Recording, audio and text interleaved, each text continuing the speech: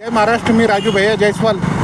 आज तुम्ही प्रश्न केला, पराभाऊ जिवारी लागलेला आहे. रात्रंदिवस आम्ही मेहनत करून उद्धवजींना कसं मुख्यमंत्री बनायच्यासाठी त्यासाठी प्रयत्न केला. पण आज जनतेनं तात्पुरता विकास बघायला, शेवटच्या टोकाला विकास नाही बघायला. आज संभाजीनगरचा विकास काहीच नाही, पण तो नाही बघितला. फक्त लाडकी बहीणचे येणारे 2-5 हजार रुपये आणि घरोघरी वाटणारे पैसे, प्रत्येक घरोघरी 10-10, 5-5 हजार लोक ह्या लोकांनी दिले आणि पैशाच्या जीवावर हे सगळे सीटं निवडून आले. मी या सर्व लोकशाहीमध्ये यांचा निषेध करतो. कारण एक शिवसैनिक म्हणून आज आम्ही तळागाळात काम करतो. मी अखेरचा श्वास असेपर्यंत उद्धवजी बाळासाहेब ठाकरेचा शिवसैनिक आहे. मला काही लागत नाही ना, काही नाही, अपेक्षा नाही, पण उद्धवजी सोबत मी कंटिन्यू अखेरचा श्वास असेपर्यंत राहणार आहे. कारण आज तुम्हाला सांगतो, आणि ह्या बी लोकांना समजून द्या ना, खरे साहेबाला बी 20 वर्ष खासदारकी दिलेली आहे. त्यांनी शिवसैनिकाकडे बघलं ना, विकास करायचा ना, कसं काय दुसरं तयार होतं नाही तर लक्ष द्यायचं नाही, काही द्यायचं नाही.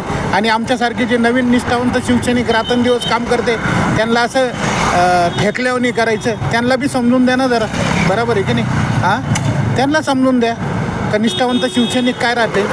निष्ठावंताला डावलायचं दरवेळेस आणि आपल्या हुकुमशाही राजवट चालायची. काय तुमच्या दोघांच्या भांडणामध्ये सगळं माझ्या पक्षाचं नुकसान झालं, उद्धव बाळासाहेब ठाकरे शिवसेनेचं नुकसान झालं. तुमचे दोघं तात्पुरते आपले भांडणं करते, पण आम्ही तळागाळात काम करतो ना. आमचं उद्धव साहेबावर जे स्वप्न ते आमचं साकार झालेलं नाही. खास करून लाडकी बहीण योजना असू दे, का घरोघरी पैसे वाटणारा मुद्दा असू दे, आणि तिसरा मुद्दा हे आपापसातले भांडणं असू दे. आज आपापसातले भांडणं करून काय मिळतं तुम्हाला? त्यात पक्षाची नुकसान होती ना. सगळे निष्ठावंत शिवसैनिक तुमच्यापासून दूर चालले. तुम्ही स्वतःचाच विकास बघू राहिले. अरे तुम्हाला 10-10 पदं, 5-5 पदं काय करायचे स्वतःला? द्या ना शिवसैनिकाला. मला तर काहीच देऊ नका. मी अखेरचा श्वासाचेपर्यंत मी उद्धव बाळासाहेब ठाकरेचा शिवसैनिक आहे. आता आदित्य दादाला भेटणार आहे मी, आणि उद्धव साहेबाला भेटणार आहे. यांची सगळी कर्मकहाणी कुंडली सगळी बाहेर काढतो. कारण तुम्ही मला एक सांगा, तुम्ही आज इतकं निष्ठेने काम करून जर न्याय मिळत नाही म्हणल्यावर काय उपयोग आहे? बाळासाहेब थोरातांचा पराभव होण्याचं मुख्य कारण काय वाटतं आपल्याला? मुख्य कारण तर बिचाऱ्याला अचानक उमेदवारी दिली आणि तिथे विश्वासाने उभा केलेला शिवसैनिक या नात्याने त्यांनी केली, मांडवली केली आणि केला आमचा पराभव. जास्त दिवस चालत नाही. कारण ज्या बाळासाहेबाचं प्रेम संभाजीनगरवर होतं ते ह्या लोकांनी टिकून ठेवलं नाही. आज आमचे प्रदीप भैया जयस्वाल असू दे, का किशन तन्वाजी असू दे, अंबादासजी दानवे असू दे, खरे साहेब असू दे, हे निष्ठावंत शिवसैनिक बाळासाहेबाचे होते. ह्या लोकांना काय नाही दिलं. संजय शिरसाट दे काय नाही दिलं यांना. साहेबाकडे बी रिक्षा होती, तुम्हाला माहिती आहे, सगळ्या संभाजीनगरला माहिती.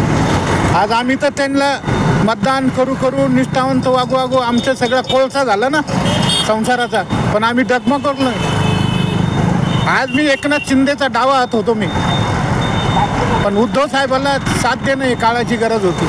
काय मंगे चिवटे माझ्या जवळचे होते, एकनाथजी शिंदे माझे जवळचे होते. तुम्ही बघितलं असेल, मी मुंबईला पायी गेलो, सगळ्यांनी मला जीव लावला, माझ्या खांद्यावर हात ठेवला.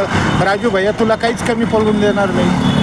आज मी चांगलं स्टँड सोडून आज उद्धवजी कडे बघून मी आज तळागाळापर्यंत मी काम करतो. माझं शेवटच्या टोकापर्यंत मी बाबाप जनतेसाठी कायम काम करीत राहील. पण ह्या लोकांनी बी समजायला पाहिजे ना, या लोकांना बी समजायला पाहिजे का आपण लायकी नसताना आपल्याला बाळासाहेबांनी इतकं काही दिलं तर आपण गद्दार कोणासोबत करावी, काय करावी हे समजायला पाहिजे. आज आमच्यासारखे निष्ठावंत शिवसैनिक उपाशी मारायची बाळी आली आहे, हे ध्यान राहून द्या. तुमच्या चॅनलद्वारे सांगतो. पराभव कुस्ती इथे हारजीत चालूच असणार. आम्ही जोमाने काम करू उद्धव साहेबासाठी. पुन्हा एकदा मी हयात आहे तुम्ही संभाजीनगरला प्रत्येक जनतेचं रात्रंदिवस काम करून पुन्हा माझ्या पक्षाचं जोमाने काम करून येणाऱ्या काळामध्ये जिल्हा परिषद असो, पंचायत समिती असो, त्यामध्ये मी नाव करीन. कारण आज येणाऱ्या महानगरपालिका निवडणुकीमध्ये शिवसेना उद्धव बाळासाहेब ठाकरेगड कुठं कमी तर पडणार नाही. आता कमीच पडणार नाही. आता आम्ही ज्या उमेदवाराला तिकीट घ्यायचे ना, त्याला आधीच सांगायचं तर तो जवळ साम दंड भेद सगळं आहे का? तुम्ही कसे कमकवत पडता शेवटच्या क्षणी. आज मी ज्या ठिकाणी काम करतो सगळं नियोजन आहे, नियोजन म्हणतात. काही नियोजन नाही ढेकळाचं. फक्त बाळासाहेबाच्या आशीर्वादाने तिकीट घ्यायचं आणि खर्चायचा पत्ता नाही आणि कशाचाच पत्ता नाही. अरे जनतेला जे लागेल ते द्या ना, कशी निवडून येत नाही. आज संभाजीनगरमध्ये इतकं आपलं चांगलं असताना हार पत्करावं लागली. माझ्या शिवसैनिकाला रात्रंदिवस मेहनत केली. काय करता, मला हे योग्य वाटलं नाही. पण येणाऱ्या काळामध्ये काही चुका असतील त्या दुरुस्त करून पुन्हा जोमाने कामाला लागेल, मी तुमच्या चॅनलद्वारे ठाम सांगतो. आणि पुन्हा एकदा एक निष्ठावंत शिवसैनिक म्हणून जो उपाशी राहून उद्धव साहेबाचं काम करेल, किती अडचणीला आल्या तरी त्याला मी सडेतोड उत्तर देईन. मला कुठली अपेक्षा नाही, पदाची नाही, कशाची नाही.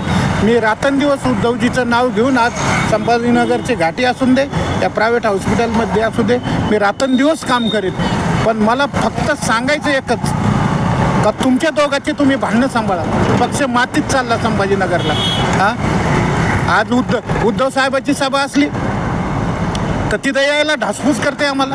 अरे बाबा, आमच्यात काय कमी आहे? आम्ही ग्राउंडवर काम करतो.